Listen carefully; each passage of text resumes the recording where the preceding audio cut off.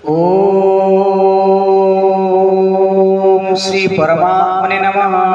श्रीमद् भगवद गीता षष्ठ अध्याय 32 नंबर श्लोक।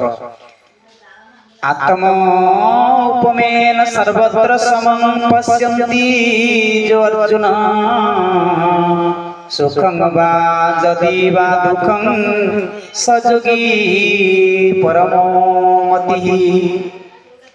अपना सुख दुख को जो जन जानती अन्य जीव सुख दुख को दर्शन करती ताको श्रेष्ठ योगी बोली की कहा जाए। विचार करिवा एठारे शास्त्रकार दर्शन दैछन्ति श्लोकांशरे।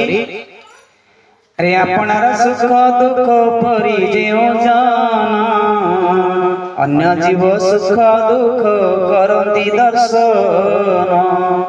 अपना सुख दुख को जेमिति देखती एवं अन्य जीवर सुख दुख को सेमिति भाव दर्शन करे तांका कोन कहा जाए।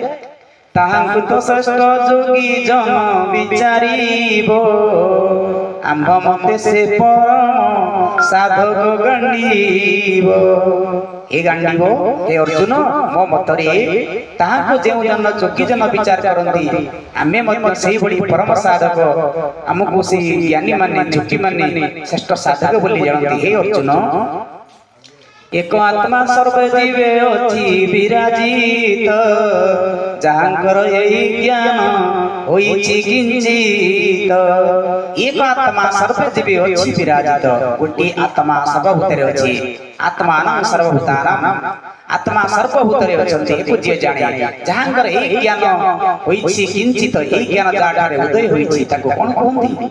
से होंती अन्य सुख दुखे सुखी दुखी एहाई तो विश्व प्रेम आमे जानिबु की। सीमाने किए से होंती अन्य सुखरे सुखी अन्य दुखरे दुखी याको विश्व प्रेम बोली कहा जाए भातृ प्रेम बोली कहा जाए। एवं या परे संदर्भरे प्रचार करिसंती मो देहरे हाथ गोड़ मुंड नाक कान अंग बा प्रत्यंग के नुहे बड़ सान।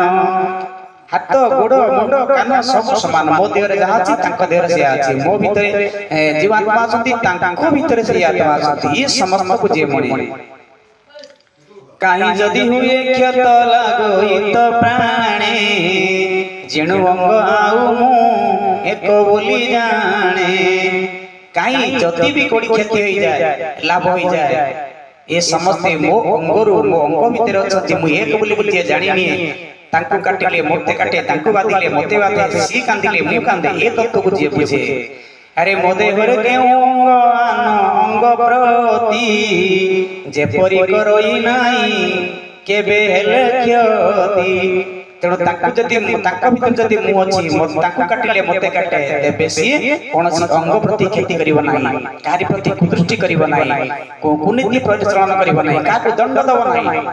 अरे विचार करंती सेई परि जोगी जने परमात्मांकर देव ए विश्व भुवने। जो माने जोगी जन माने एमाने विचार करंती परमात्मा के देहरे ए विश्व भुवन सेवडी भाबरे समग्र होइछंती। अर्थात ब्रह्मांड माळ माळ होई जालम कोपे विराजई अशेष ब्रह्मांडर नाथ जार चरित पुण्य पथ। तेणु ब्रह्मांड जांक शरीर भितरे माळ माळ ताका लोम मूलरे माळ माळ ब्रह्मांड अछंती ताका शरीर भितरे अनंत कोटि सूर्य अनंत कोटि चंद्र अनंत कोटि जीव जात होइछंती। ई तत्व को जे समभावरे जाने से परमात्मा संग लाभ करे। अर्थात पुनश्च कहिचंती से धरे अटंती मात एहु एक अंग लवंती से सदा आत्मा परमात्मा संग अन्यर सुख रे सुख लवंती पार आन दुखे दुखी हेउ थांती बार बार।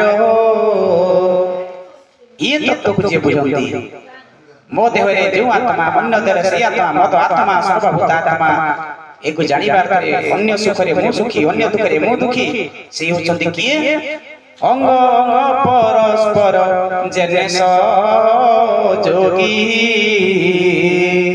विश्वर मंगल ଭାବେ ସ୍ନେହରେ ଯୋଗୀ ବିଶ୍ୱର ମଙ୍ଗଳ ପାଇଁ ସେଇ ଯୋଗୀ ଜନ ଆଗକୁ ଆଗେ ଆସନ୍ତି ସମଭାବାପନ୍ନ ହୋଇ ସମସ୍ତଙ୍କର ମଙ୍ଗଳ ବିଧାନ କରନ୍ତି। ଏହା ହେଉଛି ଆଜ୍ଞା ଆପଣମାନଙ୍କର ଉକ୍ତ ଶ୍ଲୋକରେ ଶ୍ଲୋକାଂଶ। ଆପଣମାନଙ୍କୁ ଯଦି ଏହି କଥାଟି ଭଲ ଲାଗିଥାଏ, ପ୍ରଭୁଙ୍କ କଥା ଭଲ ଲାଗୁଥାଏ, ମୋର ୟୁଟ୍ୟୁବ ଚ୍ୟାନେଲକୁ ସବସ୍କ୍ରାଇବ କରନ୍ତୁ, ବହୁ ମାତ୍ରାରେ ସେୟାର କରନ୍ତୁ। ରହୁଛି ଜୟ ଜଗନ୍ନାଥ। ପୁଣି ଭେଟ ହବ ଆଗ ଏପିସୋଡରେ। ଜୟ ଜଗନ୍ନାଥ, ଜୟ ଜଗନ୍ନାଥ, ଜୟ ଜଗନ୍ନାଥ।